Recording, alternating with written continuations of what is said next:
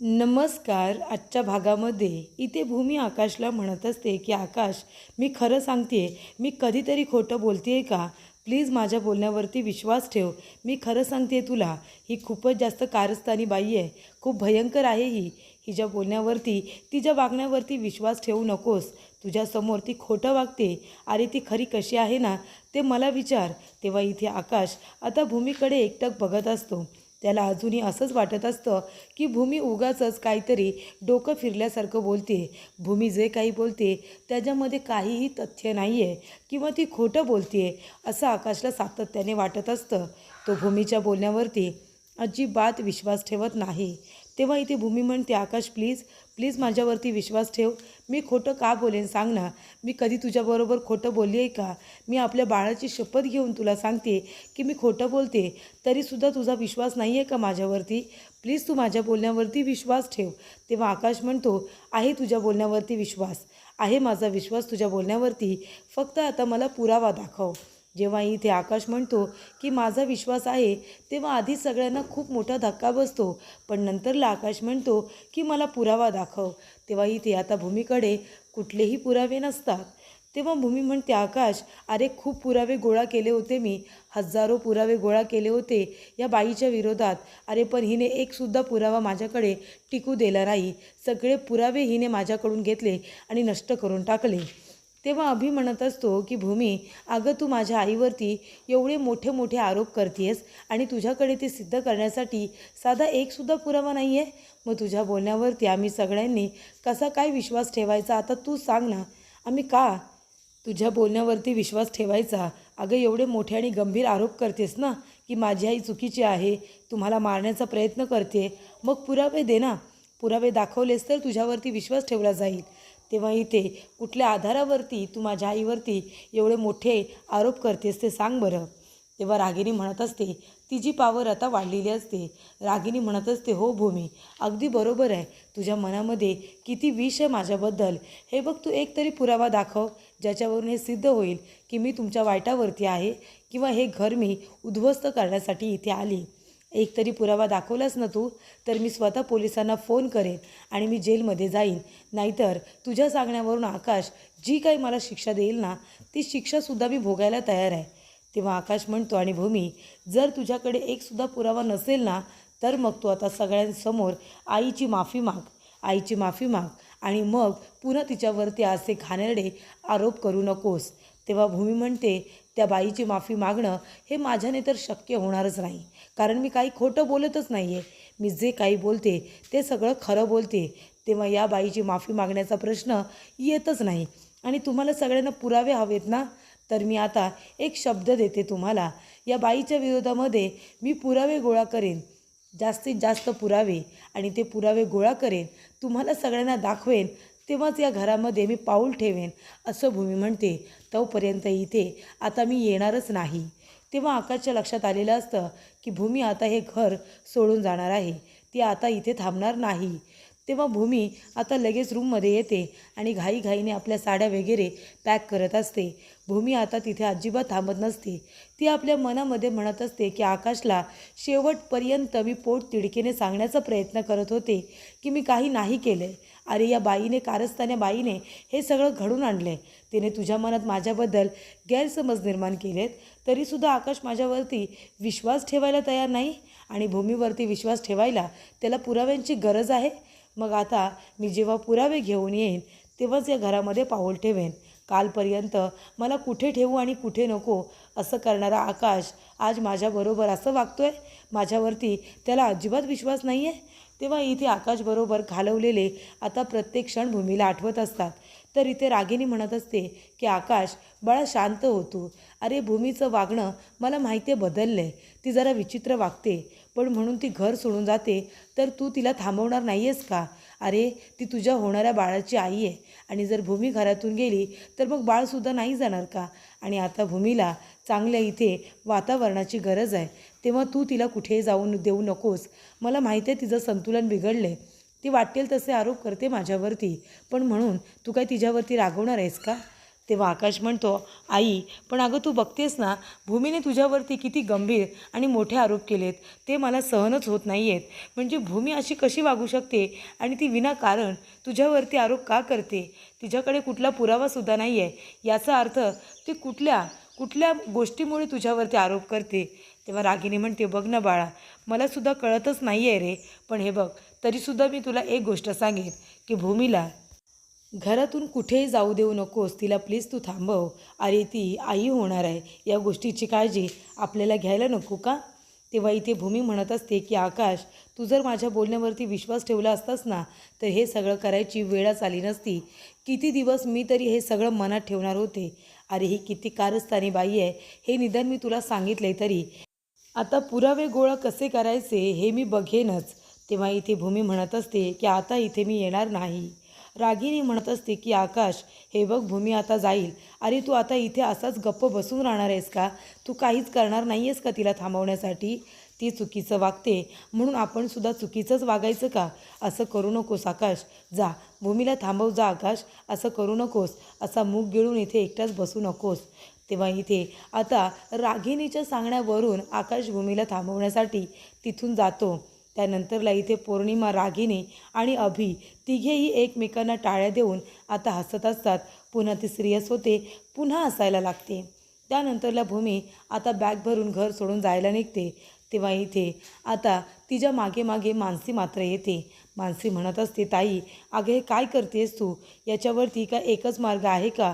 तू काय आता घर सोडून जाणार आहेस? अगं हे घर तुझं आहे ना, आणि मला माहिती आहे तू खोटं बोलत नाही आहेस. ताई प्लीज नको जाऊस ना, मी तुला कुठेही जाऊ देणार नाही आहे. आणि मानसी आता भूमीची बॅग बाजूला घेऊन जाते. तेव्हा भूमी म्हणत असते, म्हणू असं नाही करायचं.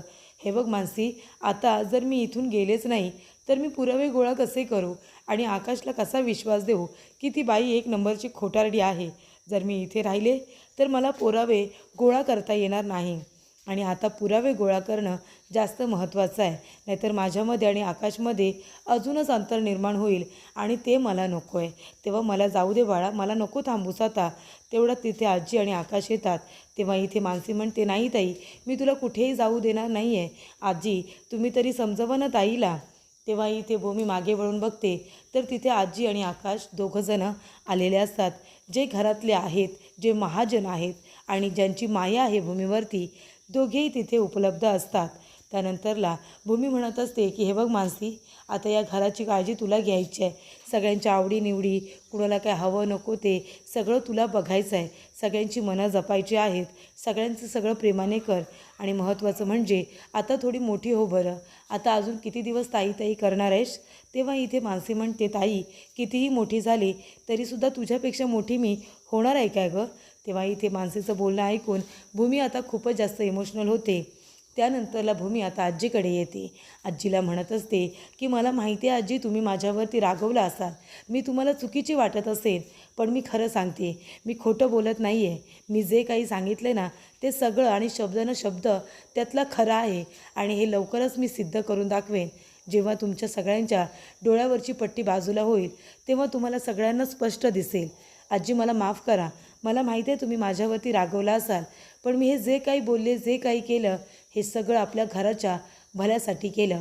त्याच्यामुळे माझ्यावरती आता रागवू नका, मला आशीर्वाद द्या. मी हे सिद्ध करेन, मी पुरावे गोळा करून आणेन की मी जे काही बोलते ते सगळं खरं आहे. आणि इथे आता ती नमस्कार करत असते आजीला. आजीचा खूपच जास्त भूमीवरती जीव असतो, कारण भूमीने आकाशला त्यावेळेला साथ दिलेली असते जेव्हा आकाशबरोबर कुणीच नव्हतं.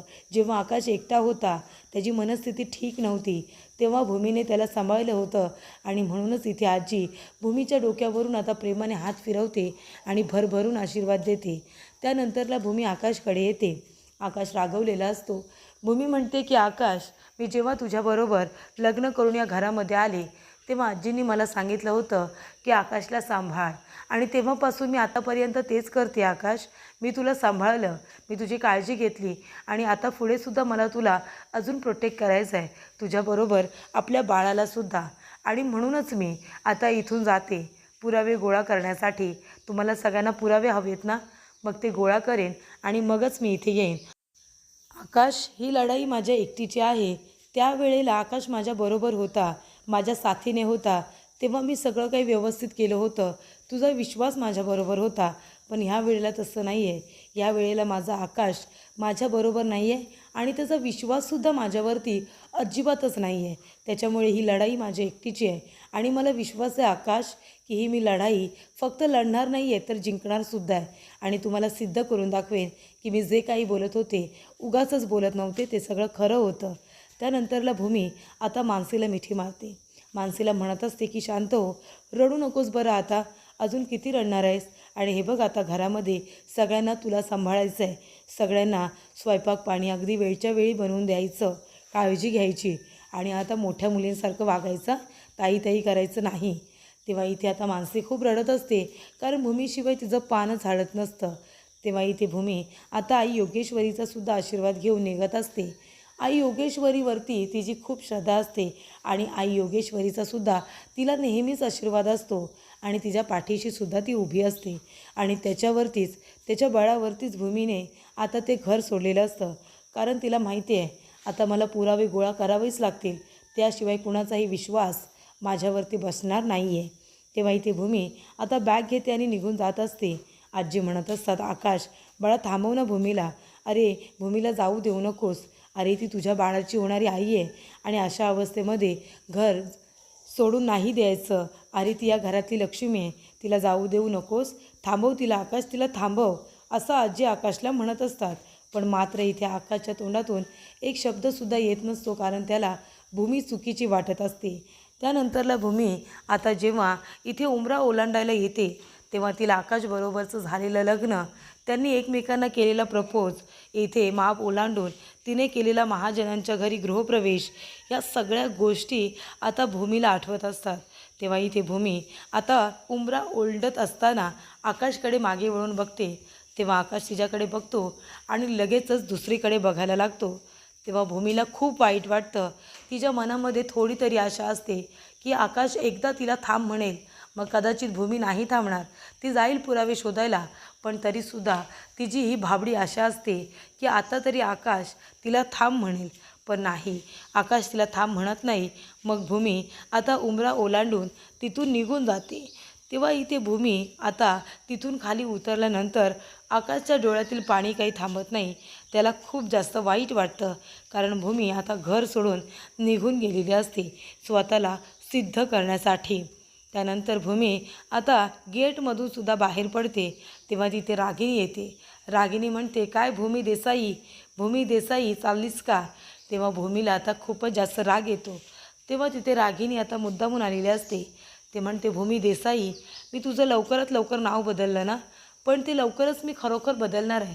म्हणजे भूमी आकाश महाजन हे जे काही नाव तू तुझ्या नावाच्या पुढे लावतेस ना, ते आता लवकरच मी आता तुझ्याकडून हिरावून घेणार आहे. म्हणजे तू आता या घरामध्ये परत कधीच येणार नाही याची मी चांगलीच सोय करेन.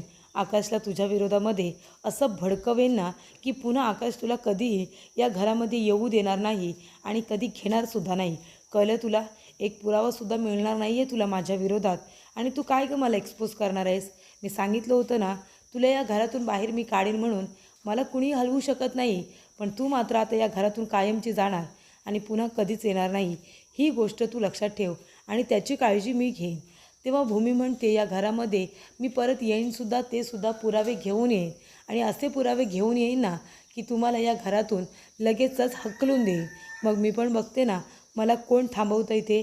तर अशा रीतीने भूमीने सुद्धा रागिनीला आता सडेतोड उत्तर दिलेलं असतं. भूमी आता घर सोडून निघालेली असते. तिला फार वाईट वाटतं. त्यानंतरला भूमी आता तिच्या आईवडिलांच्या घरी येते.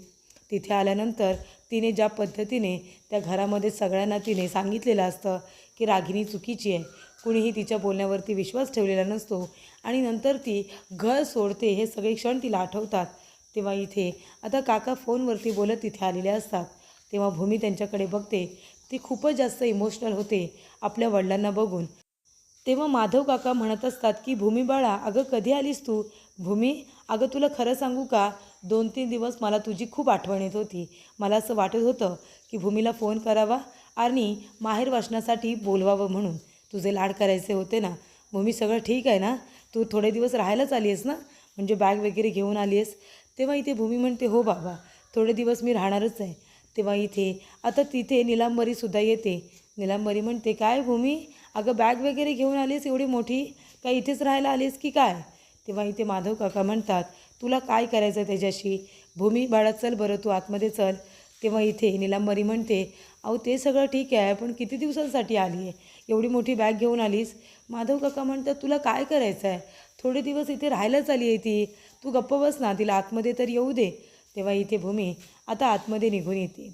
त्यानंतरला रागिनी म्हणत असते की आकाश बघितलंस ना, शेवटीला विजय आपणच झालोय रे.